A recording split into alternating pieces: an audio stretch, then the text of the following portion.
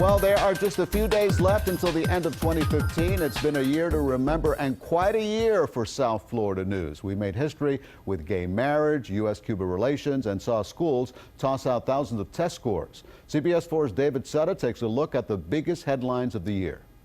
In 2015, Florida's Department of Education took on a lot of heat as statewide test results were tossed out, a series of missteps and tabulation to blame. The state has gone too far too fast regarding the accountability and the deployment of this very new assessment, and I think we're seeing the consequences of that. Florida's Fish and Wildlife came under fire as well, FWC opening up the hunting of black bears for the first time in 21 years. In just 2 days, hunters killed nearly 300 bears, prompting outrage from environmentalists. Yeah, just confirm nobody's on board. The year had plenty of tragedies, including 2 teenage boys who went fishing and never came home. The Coast Guard would find Perry and Austin's boat near Daytona Beach, but there was no sign of the 14-year-olds. Even expert sailors were overtaken at sea. On October 1st, a crew of El Faro sailed directly into the path of Tropical Storm Joaquin. The cargo ship bound for Puerto Rico suddenly lost power as the tropical storm escalated into a monstrous Category 4 storm.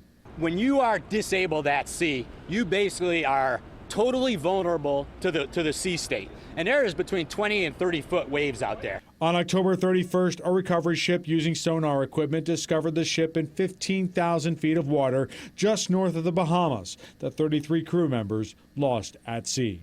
2015 will go down as a historic year for gay marriage, Florida becoming the 36th state to legalize same-sex marriage, the Supreme Court confirming it a short time later.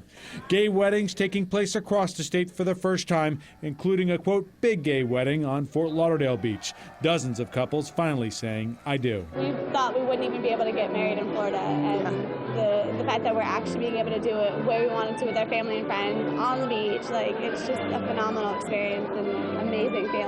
Another major milestone happened just 90 miles south of Key West. The American flag raised over the U.S. Embassy in Cuba for the first time in 54 years. The reopening of Cuba coming after President Obama and Cuba's Raul Castro agreed to reopen the conversation. To stop being the prisoners of history and to focus on the opportunities of today and tomorrow. It wasn't just the U.S. returning to Cuba, but Pope Francis. Le pedimos por los que han perdido la esperanza. The Holy Father making a trip through New York, Washington, D.C., and Pennsylvania. Cuban-American singer Gloria Estefan singing for the Pope.